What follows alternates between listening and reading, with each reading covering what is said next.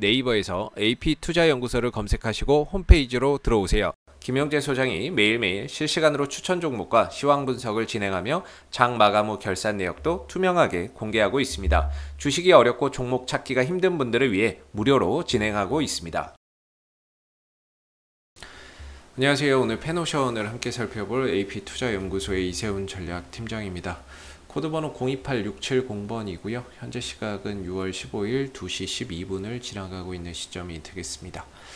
오늘 펜오션이 0.15, 0.29 해서 이제 강보합권 정도에서 시세가 유지가 되고 있는 모습인데, 펜오션은 이제 하림그룹에 속해 있고요. 해상 화물 운송 산업을 하고 있는 이런 해운주가 되겠습니다. 그래서 이 회사는 이제 벌크선을 주력으로 하고 있고, 이 밖에도 이제 뭐 컨테이너선이나 탱커선, 그 다음에 뭐 가스선이나 이런 이제 다양한 선박을 운행을 하고 있는데, 대표적으로는 이제 벌크선의 매출 비중이 상당히 좀 크다라고 보시면 되겠습니다. 그래서 벌크선은 항상 이제 BDI 지수와의 흐름들을 좀 연관해서 잘 봐야 된다라고 보는데, 벌크선의 운임 지수라고 보시면 되겠습니다. 운임료라고 보시면 되겠고, 결국에 이 운임료가 올라가느냐 떨어지느냐가 이 벌크선사의 실적에 미치는 영향이 상당히 지대적이기 때문에, 결국에 이제 운임료의 상승과 하락 여부에 따라서 주가나 이런 부분들도 연동해서 움직일 수밖에 없는 부분이라고 생각이 들어요. 그래서 주가나 이런 부분들이 지난해부터 현재 이르는 이런 상승을 좀 볼 수 있었던 것도 결국에 이제 BDI 지수의 상승의 영향이다라고 보시면 되겠고, 이 운임 지수 상승에 따른 실적 개선 효과도 이제 실적이나 이런 부분들에서 이제 계속 확인할 수 있는 거죠.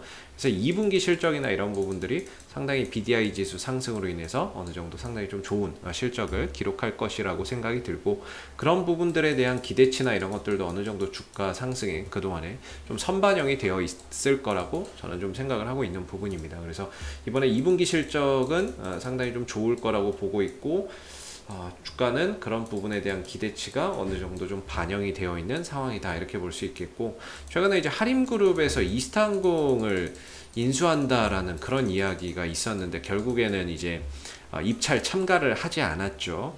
근데 제가 개인적으로 뭐 이스타항공을 인수한다라고, 이스타항공이죠. 항공을 인수를 해서 뭐 펜오션과의 시너지 날 수 있나, 뭐 이것까지는 잘 모르겠고요. 뭐 시장에서는 좀 회의적인 시각도 많이 있었고, 저는 근데 이번에 하림이 이스타항공을 인수하지 않은 거를 단기적으로는 당연히 그걸로 이제 주가가 올라갔으니까 단기적으로는 악재인데, 장기적으로는 호재라고 봐요. 사실 여기 이스타항공의 부채나 이런 것들도 상당히 많고, 인수한다고 끝나는 것이 아니라 인수하고 나서 정상화되는데 추가적인 비용이 분명히 더 들어갈 거거든요. 그럼 거기에 따른 또 재무적인 부담감도 상당히 좀 커지게 될 수 있기 때문에, 저는 단기적으로는 뭐 악재라고 보는데 장기적으로는 호재라고 보는 부분이고요. 그리고 뭐 대신에 이제 그런 부분들이 사실 뭐 펜오션 주가에 뭐 그렇게 지대한 영향을 미치거나 이런 것들이 없기 때문에 그냥 뭐 참고적으로 알아두시면 좀 좋을 것 같고, 펜오션 볼 때 항상 이제 저는 BDI 지수나 이런 부분들을 여러분들 꼭 신경 써서 보셔야 되는데, 이 사이트는 이제 코리아 쉬핑 가제트라는 사이트가 되겠고, BDI 지수에 대한 동향을 보여주고 있습니다. 사실 이게 이제 옛날에는 많이 기간을 넓게 해서 막 보여줬거든요. 기간을 막 넓게 해서 이렇게 보여줬는데, 요새는 이제 한 달치만 보여줘요. 이게 유료 결제를 해야 이게 또 많이 이렇게 다양하게 볼 수 있는데, 이게 제가 그냥 샘플로 보다 보니까 지금 한 달치만 좀 볼 수밖에 없는 상황인데, 뭐 제가 또 유료 결제해서 이걸 뭐 볼 정도는 아니고요. 그래서 지금 이제 BDI 지수나 이런 부분들이 지난 이제 6월 8일날 2420에 있다가 지금 2944까지 올라갔어요. 그러다 보니까 6월 초에 저점 찍고 최근에 반등이나 이런 부분들이 결국에 BDI 지수 상승에 있었다라고 볼 수가 있는 거겠죠. 그래서 BDI 지수의 동향 계속해서 좀 잘 살펴보셔야 되고요. BDI 지수가 지난해에는 원래 이 BDI 지수가 1000 밑에 있었어요. 1000 밑에 있었는데, 코로나 사태로 인해서 이제 대규모 유동성 공급하고 경기가 살아나게 되면서 이제 원자재 수요나 이런 것들이 폭발적으로 늘어나기 시작한 거죠. 근데 배는 부족하고, 그러다 보니까 운임료가 올라가는 가운데 펜오션이 꾸준히 올라왔죠. 물론 페노션도 보시면 상승과 조정이 있고 상승과 조정이 있는데 기가 막히게 BDI 지수 올라갈 때는 같이 가고요. BDI 지수 떨어질 땐 조정 나옵니다. 올라갈 땐 BDI 지수 올라가고 떨어질 땐 조정 나오고, 올라갈 때 BDI 지수 상승 나오고, 조정받을 땐 BDI 지수 하락 나오고. 그래서 이게 지난 5월 달에 얼마까지 갔냐면 3200에서 BDI 지수가 3300 정도까지 갔어요. 3300까지 갔다가 6월 초에 여기서 이제 2400까지 떨어진 거죠. 그러다가 최근에 2900까지 올라가면서 다시 반등 나온 거고, 결과적으로 페노션이 한 단계 더 도약하기 위해서는 이 BDI 지수가 3200, 300 이상으로 넘어가야 된다라는 계산이 나옵니다. BDI 지수가 3200, 3300 이상으로 넘어간다면 주가나 이런 부분들이 다시 한 번 더 도약할 수 있는 그런 이제 계기가 마련이 될 것이고, 반대로 이제 3200, 300을 넘어가지 못한 상태에서 BDI 지수가 여기서 좀 정체 국면을 보인다면 주가나 이런 부분들도 좀 박스권 흐름 속에서 정체 흐름들을 가져갈 수밖에 없을 겁니다. 페노션의 기술적인 흐름에 있어서도 이런 이제 그림이 나오는데 사실 좀 깨졌거든요. 이런 상승 추세는 지난해부터 이어왔었던 이 상승 추세가 최근에 좀 깨졌어요.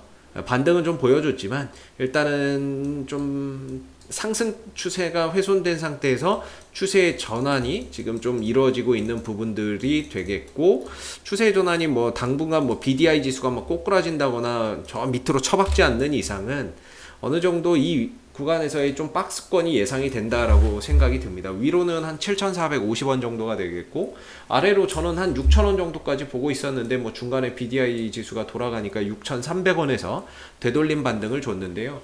현재 BDI 지수가 2,944예요. 2,944인데 여기서 이제 BDI 지수가 다시 한 번 더 도약을 해버리면은 역시나 이제 전고점 돌파 시도나 이런 것들이 나오면서 7,450원을 재돌파 시도를 한번 할 거고요.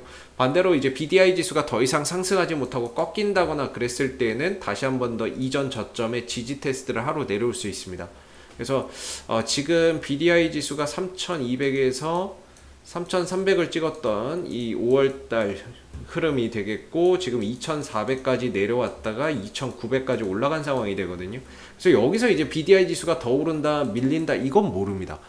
결국에 올라가면 따라 오르는 거고, 떨어지면 따라서 주가도 좀 내려온다, 이렇게 봐야 될 부분인 것 같거든요. 그래서 지금 전체적인 흐름은 조금 박스권이지 않을까, 이런 이제 생각이 들면서 다시 한 번 더 이 박스권에서 만약에 BDI 지수가 올라간다면 재차 또 방향성을 위로 가져가는 것이고, 반대로 그게 좀 꺾인다면 주가나 이런 부분들도 다소 탄력이 좀 떨어질 수 있겠죠. 그래서 현재로서는 지난 5월달 고점, 여기서 BDI 지수가 정점을 찍었던 자리이기 때문에 이 가격 이상으로 넘어가기 위해서는 반드시 BDI 지수가 더 상승을 해야 된다라는 겁니다. 그래서 BDI 지수와의 주가의 연동성이 상당히 높은 종목이기 때문에 그런 BDI 지수의 동향이나 이런 것들 계속해서 좀 잘 살펴보시면 좋을 것 같고요.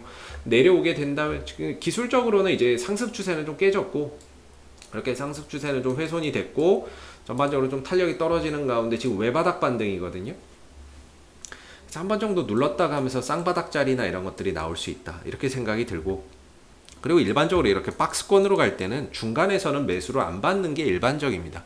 왜냐면은 이 박스권에서 중간에서 매수를 받아버리게 되면 상승이 나왔을 때는 수익이 얼마 안 되고요. 수익이 얼마 안 된 상태에서 저항대에 들어가는 거죠.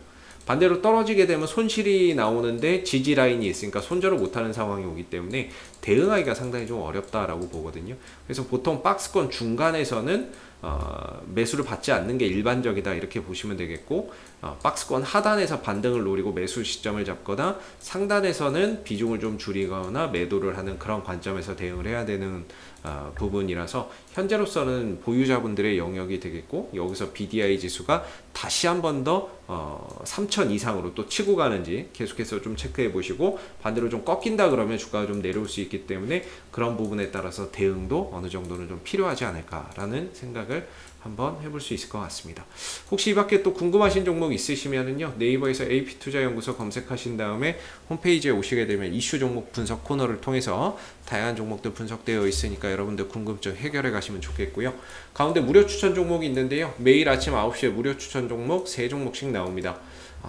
누구나 볼 수 있게끔 공개되어 있기 때문에 무료 추천 종목이 필요하시면 활용해 보시면 좋겠고, 마지막으로 이제 카톡 친구 추가가 있는데요. AP투자연구소에서 운영하고 있는 무료방이 있습니다. 그 무료방 입장을 원하시면 카톡 친구 추가도 활용해 보시면 좋을 것 같아요.